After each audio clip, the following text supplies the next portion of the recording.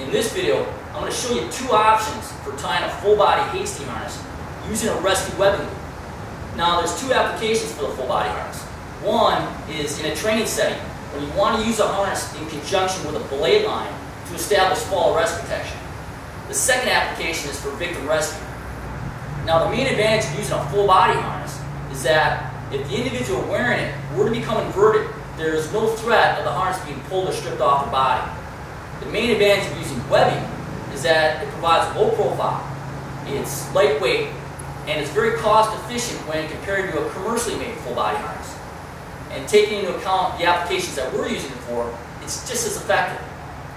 In the demonstrations today, I'm going to be using a 9-foot loop, which is made from a 20-foot length of 1-inch tubular webbing.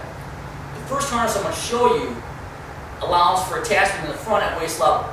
This harness can be used for both training and for the rescue of a conscious victim. So once you deploy your webbing,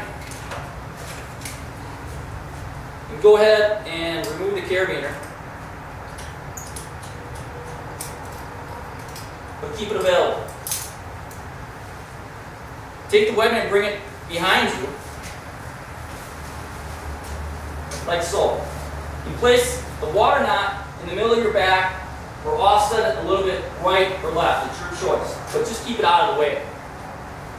You're going to collect up the ends and balance them out. Now bring them together so one hand's holding them. Reach between your legs and grab the lower loop. You're going to pull that lower loop up and take the ends in one hand and bring them through. Bring that lower loop over the top. So bring the ends through, lower loop over the top, and let go of that lower loop so you can secure both sides. Bring the webbing up to your waist and hips. Now you're going to take each side and put your right arm through one and your left arm through the other. Resecure that carabiner, and you're going to connect those ends together behind your back.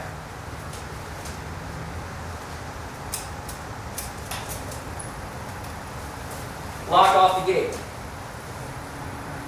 Take the carabiner from your belay line or your rescue system, and you go ahead and attach it to your harness.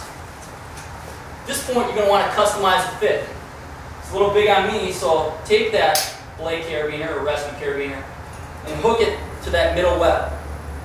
Simply rotate the webbing, cinch it up as you do this to take up any slack and help customize the fit. Once it's nice and tight, you're going to clip back into that center web. Now I'm going to show you what it looks like loaded.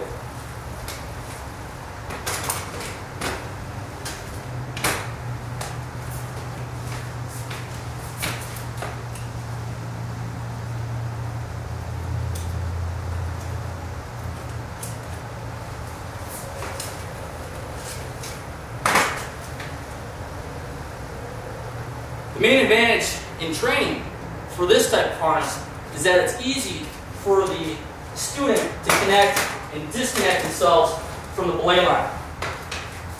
The disadvantage is that when you're practicing any of the head-first bailout maneuvers, the belay line can sometimes get in your way. So I'm going to show you a second harness that allows for attachment behind. And this harness can also be used for the rescue of an unconscious victim. The second option for the full body hasty harness that I'm going to show you allows for attachment behind your head. The main advantage in a training setting is that it keeps the belay line out of your way when you're practicing any head-first maneuvers. This same harness can also be used to rescue an unconscious victim. Because the attachment point's behind the head, it's always going to keep the victim in an upright profile position. When you attach to the waist, as we do in the first harness, if the victim's unconscious, they're going to fall back into a horizontal profile, and that's the position that we don't want them in. So, just like in the first harness, remove the carabiner but keep it available. You're going to gather the webbing up, and you're going to kind of place it on the ground with the water knot in the center. And what you're trying to do here, I don't know how well you can see this, but you're making a big figure 8 with the cross point being at the water knot. Take your left leg and go through one loop of the 8, and take your right leg and go through the other loop. Water rubber knot stays right in the middle. Make a twist on one side with the webbing and bring one arm through. Same thing on the other side. Another twist and bring that arm through. Bring the webbing up to your waist. Now this is best done, performed with 2 people. I'm going to show you that it can be done with just one. So balance out the ends. And now to take up the slack with this harness, you're going to tie a lace or square knot. So gather the webbing up.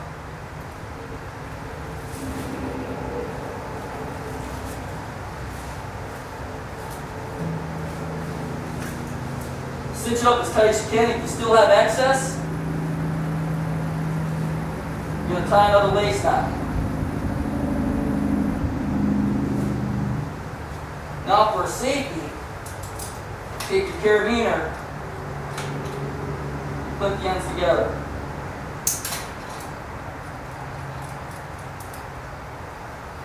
You can either attach right here to your blade or rescue carabiner, or you can go all the way low for even a lower attachment point.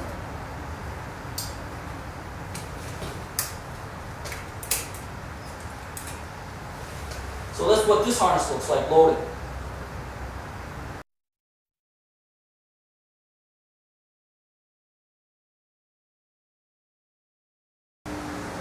Now I'm going to show you how to tie a full body hasty harness on an unconscious victim to set up for a window extraction when a ladder isn't available. Now this tactic is best performed with 2 to 3 firefighters. If you had 2, one rescuer would position on each side. If you had a third, that rescuer would set up behind the head. Now I'm going to show you how you can tie it with 1.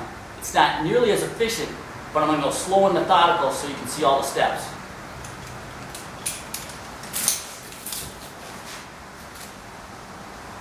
Remove the carabiner, but again, keep it available. You're going to straddle the victim. And you're going to place the wire knot in the middle and make that big figure 8.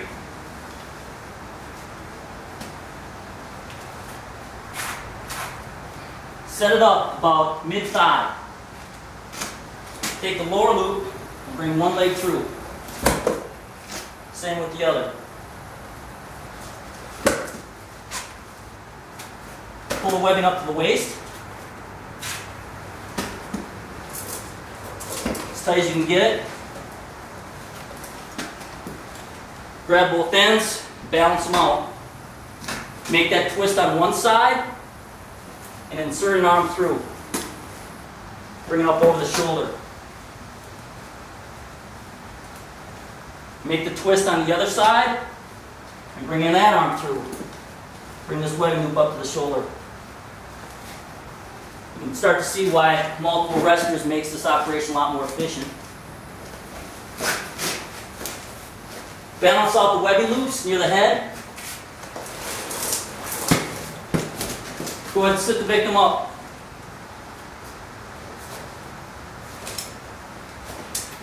Pike it up as tight as you can. And go ahead and tie that lace knot. First one is to cinch the harness up around the victim. You can finish with another lace knot and make a square knot. For safety, always clip the 2 ends together. Lock that carabiner off. Now if you have an escape system,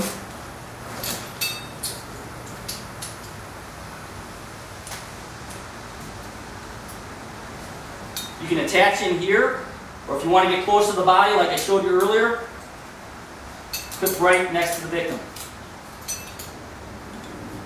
Lock it off. I use the Crosby as a follow-up.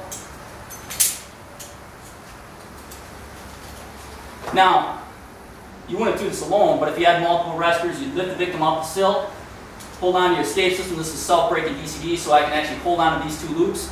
We can ease the victim out over the threshold of the windowsill, and then I can lower or belay the victim down using my escape system.